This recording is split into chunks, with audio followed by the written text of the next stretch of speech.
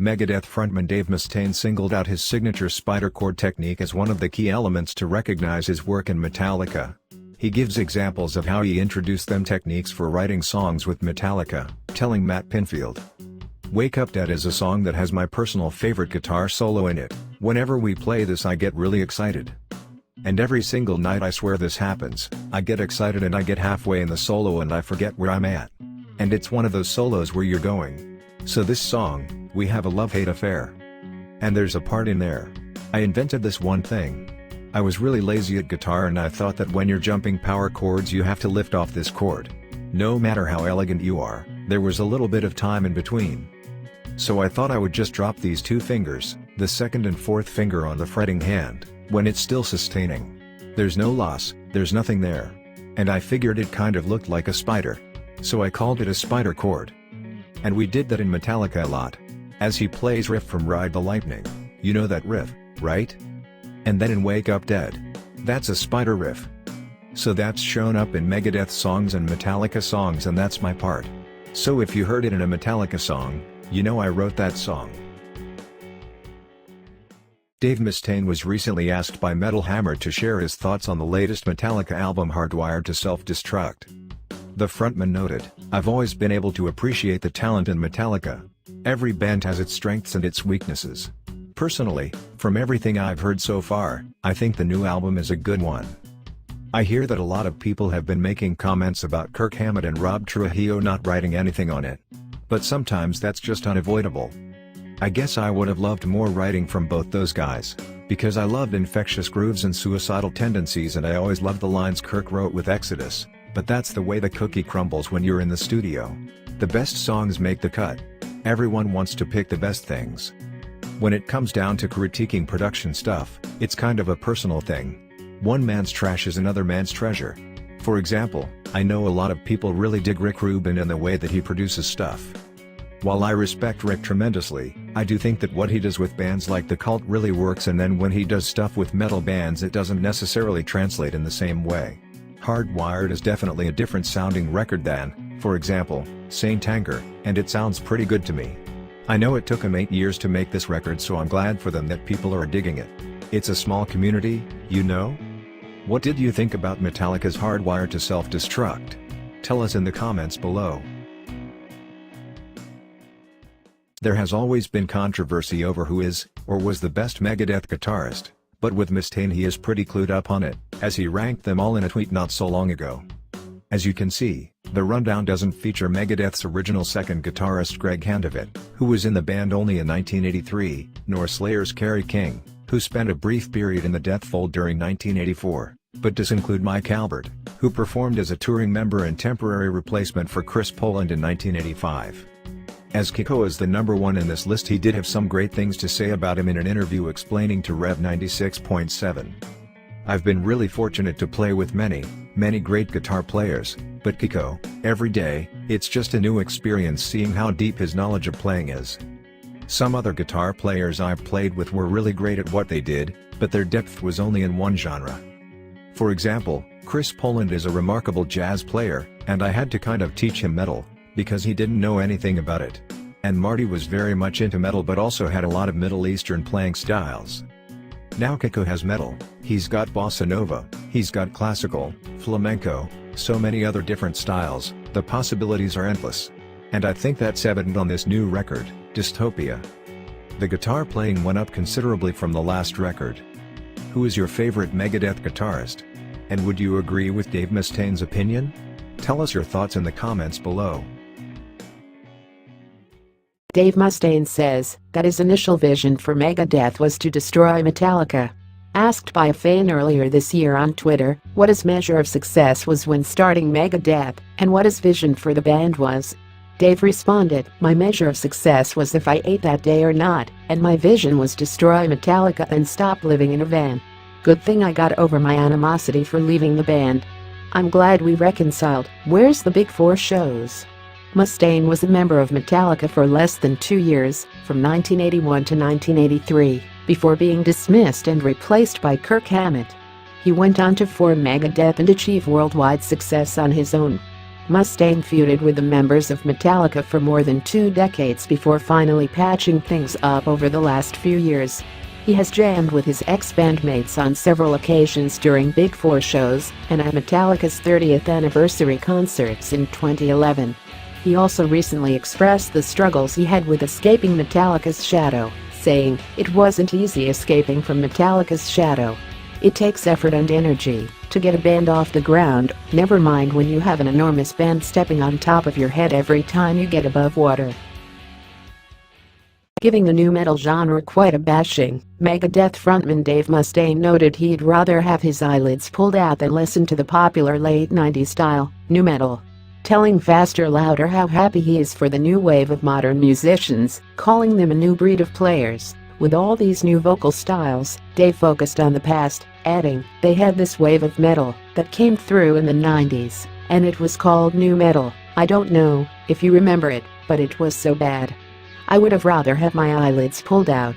Asked if it's LIMP, BIZKIT and Linkin Park he's talking about, Mustaine explained, No, I can't even remember their names. Linkin Park, those guys are good at what they do. I have no problems with those guys. But I wouldn't call them nu metal." Pinpointing the groups he has issues with, he continued, "I'm talking about the bands that wouldn't do guitar solos. Guys who get out there and they do rhythms and stuff but they'd never do a guitar solo. It's like, come on, play a solo." But apparently solos aren't cool. It's just funny, because I come from the school of AC/DC and Led Zeppelin, and man, the riff had to be kick-ass, the lyrics had to make sense, and when it was time for the solo had to rip your face off, Dave said. And hey, I may not be part of the family anymore, right at the forefront, but I'm the crazy uncle. Dave Mustaine also let loose on nu metal bands during an interview with Cry of the Wolf, saying, "During that whole period a couple of years ago, when no one was doing guitar solos, we had a couple of bands go out with us, and I despised them. And the reason they went out with us was because the label said you need to do this. That was the worst part of my career during that whole nu metal thing. You know, there were no solos, because the guitar players weren't good enough to do solos." In an interview with the self-proclaimed libertarian Alex Jones on Infowars.com, Megadeth's Dave Mustaine opened up about his thoughts on playing with satanic bands. Dave Mustaine, a born Christian, talked about setting the ground rules on who he would or would not share the stage with. According to him, he said, "If I do play, there's certain things I kind of want to veer away from. I don't want to play with any satanic bands." He narrowed it down a bit further, saying, "I'll play with bands that have darkness in them, because we all have a little darkness in us, or we wouldn't be human. But guys that are confessed Satanists, I don't really have time for that. I can control my emotions, because I know it's not the sinners, it's the sin." He also talked about his refusal to share the stage with the openly satanic Swedish metal act Dissection at an Israeli festival back in 2005, saying, "The truth of the matter is that when I first had gotten, my life back in order back in 2002, I had made some changes. I had a severe injury to my arm, and when my career had stopped, it made me really take a hard, sideways look at everything. And I figured, you know what, just for now, because I don't really know a lot about what I'm doing, I want to make sure that I don't play with any bands that have junkies in them, because I can't be around, guys that are doing heroin because of the temptation. Mm-hmm. And because, I'm trying to have something in my life that is a power greater than myself, so that I'll get myself back in shape. And I don't want to be hanging around with guys that are going to, be dangerous for me spiritually, because I had just decided that, I was going to start following a spiritual path. I figured, I don't want to go back, because I was into witchcraft and black magic and everything like that, so I know about that stuff, and I figured, I'm just going to try and avoid that stuff. Never said that I hated anybody, just didn't want to play with them, and I was so curious to see the poster for the concert, because it was written in the Hebrew font, or script, whatever you call it, and then I saw the band Dissection, and I thought, well, that's a cool name, and I looked it up, and I went, uh-oh. So I told the promoter, I said, look, we can't play.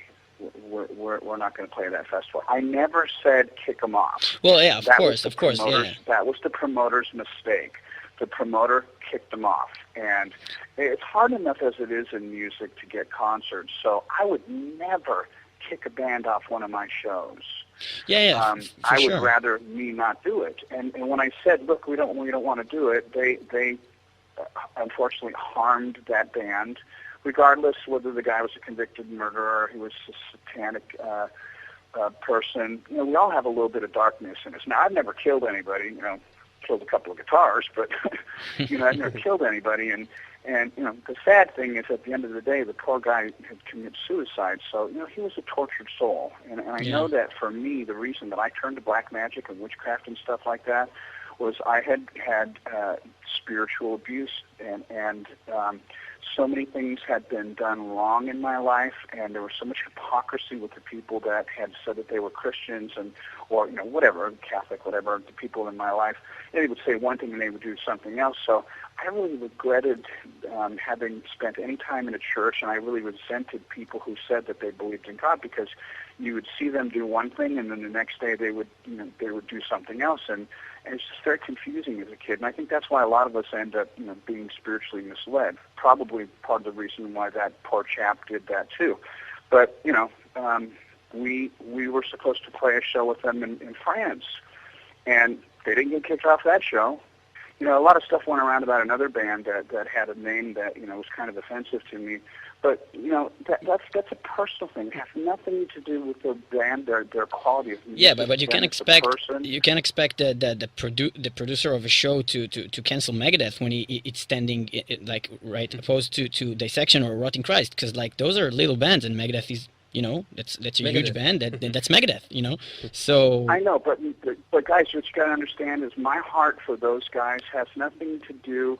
You know, my decision not to play with them doesn't have anything to do with their value and worth as people, because I'm sure they're probably really great people. Sometimes we name our band stuff to get a reaction out of people, and it's not really who or what we are. And, you know, there are bummers, there are consequences. Naming Megadeth, I can't even tell you how offensive it was. There's a huge radio station in Los Angeles called KLOS. And we had done a song, and after the song was over, they go, and that was a cover of an old Alice Cooper song. Coming up next, they didn't even say our name. Mm-hmm. They wouldn't say Megadeth on the radio. So, it has nothing to do with the person's worth or anything like that, because I believe we're all valuable, and you know, it's just a personal preference that I had at the time. I've learned a lot more now. So, you know, if the opportunity came up to play with bands that were contrary to what my, you know, personal, political, spiritual, or any kind of moral values that I have, you know, that's something between me and my relationship with God, and you know, I don't push that on anybody anymore. At the beginning, you know, I didn't know, and I wanted to play it safe. And I think that anybody who would judge me and say, oh, well, you know what, Dave made a huge mistake. He just joined a new club and he didn't know all the rules, so instead of breaking the rules, he said, fuck you to everybody. That's not me, man. I like to do things right. So I played it safe. I learned a lot about it, and I've opened my mind up to it. Dave Mustaine shared his thoughts on MESHUGGAH after getting to hear the band a bit more often during ongoing joint tour with Megadeth, telling Cat Rock, "They're really exciting. It's not even because the drumming is so complicated, really it's just 4/4 timing the majority of the time. But the way the songs are, and how unique they are, they take on a characteristic of their own. You could so easily get lost trying to follow. What do they call that? Algebra metal or something like that? All these timings and stuff like that. You know, the stuff I listened to growing up, the new wave of British heavy metal. It was straightforward riffing like AC/DC. And then going into Priest and Maiden, and then getting into heavier stuff, Motorhead, Diamond Head, Merciful Fate, everything was straightforward. So having a tour with Megadeth, MESHUGGAH, Tesseract, and Lil Ake where we have these young exciting bands, it's always really entertaining, because I get to see stuff I never would have been compelled to pick up in a record store. It opens my mind a lot. I remember the first time I took out this really great band called the Dillinger Escape Plan. I couldn't understand it, but I just knew they were really exciting. It's the stuff you don't understand you most often miss out on. I wanted to understand, so we took them out on Gigantor. It was a great experience. I thought they were terrific.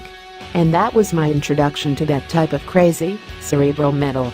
He also talked about drummer Dirk Verburen, saying, as good as Adler was, Dirk's feet are more advanced.